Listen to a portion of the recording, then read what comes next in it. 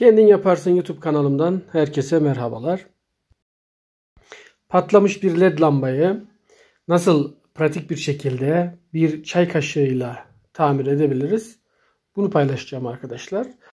Bir lehim tabancasına yani havyaya gerek olmadan bir çay kaşığıyla basitçe evinizde bu tamiri yapabilirsiniz. Evet, şunu hemen söyleyeyim. Farklı led ampuller olabiliyor ama hepsinin mantığı aynı. Bu ampullerin içerisinde küçük ledler var. Ve bunlar birbirine seri bir şekilde bağlanmış durumda. Şu şekilde bunu açayım arkadaşlar. Bakın bu çevirerek kolayca açılabiliyor. Gördüğünüz gibi içinde birbirine seri bağlanmış birçok led var arkadaşlar. Şimdi çok sık kullanılan diğer bir ampulümüze geçelim. Bunu da bu şekilde biraz zorlayarak açıyoruz. Tırnaklı ve silikonla yapıştırılmış olabiliyor. Bu da gördüğünüz gibi daha az sayıda led var ama yine seri şekilde bağlanmış. Evet, bunları atmayın arkadaşlar. Gerçekten çoğunluğu %90 diyebilirim. Kolay bir şekilde tamir edilebiliyor. Şimdi problem nedir? Nasıl tespit edilir ve daha sonra tamiri nasıl yapılır? Bunu anlatacağım. Önce problemimiz nedir? Bunu anlayalım. Burada arkadaşlar bir tane bile ledimiz patlasa devre seri bağlı olduğu için devre tamamlanmaz ve hiçbir led yanmaz. Çünkü akım kesintiye uğramış olur. Burada gördüğünüz bu ledimiz patlamış. Bakın burada bir siyah noktacık var. Bu ledin patladığını buradan anlıyoruz. Şu diğerleri gördüğünüz gibi temiz. Herhangi bir sıkıntı yok. Ama bu ledimiz yanmış. Gördüğünüz gibi şu şekilde siyah olmasından yanmış olduğunu anlıyoruz. Patlamış ledi tespit ettikten sonra şimdi tamirine geçelim. Dediğim gibi bunu bir çay kaşığı ile yapacağım.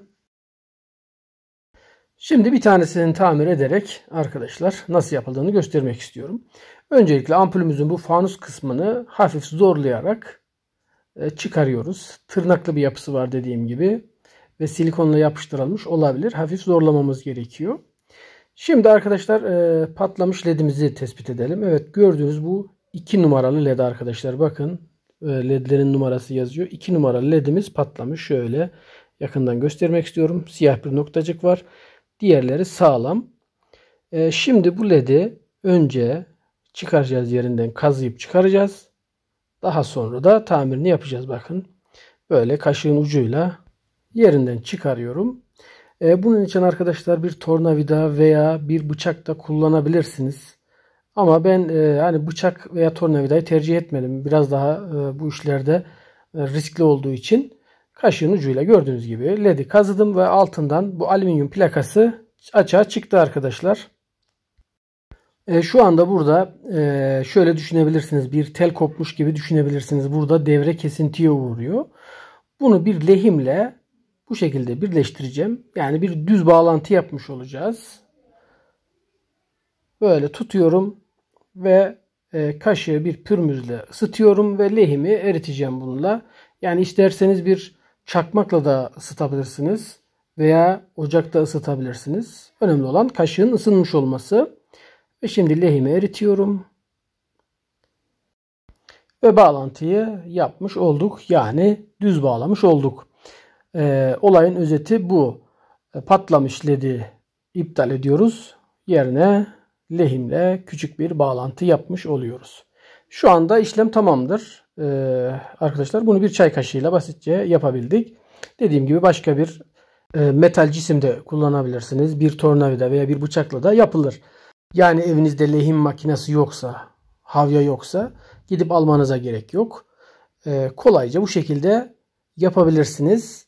İşin esprisi bu. Yani çay kaşığı kullanmamın esprisi bu. Bunu tekrar belirtmek istiyorum. Evet, şimdi ledimizin yanıp yanmadığını deneyelim. Kontrol etmiş olalım. Şöyle göstereyim arkadaşlar. Tamiratı yaptığımız led buydu. Gördüğünüz gibi bunu takıyorum şimdi. Bu arada hemen şunu belirtmek istiyorum. Arkadaşlar benzer bir videoyu bir hafta kadar önce yayınlamıştım. Ama sesli anlatım değildi ve altyazı yoktu.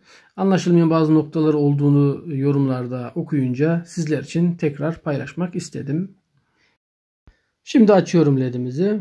Evet arkadaşlar, gördüğünüz gibi yaptığımız işlem işe yaradı. LED'imiz yanıyor. Kısa sürede tekrar bozulacağını söyleyenler oluyor ama arkadaşlar inanın ben denedim. Gayet uzun gidiyor. En az normal bir lamba kadar tekrar kullanabiliyorsunuz. Fanusu da tırnaklı olduğu için kolayca yerine takılıyor. Görüşlerinizi, fikirlerinizi, eleştirilerinizi yorumlarda paylaşabilirsiniz arkadaşlar. Hakaret içermemek şartıyla her türlü yoruma, eleştiriye açığım. Hatalarımız olabilir. Bunları da düzeltebilirsiniz. Diğer izleyiciler için faydalı olacaktır. İzlediğiniz için teşekkür ederim. Hoşça kalın. Allah'a emanet olun.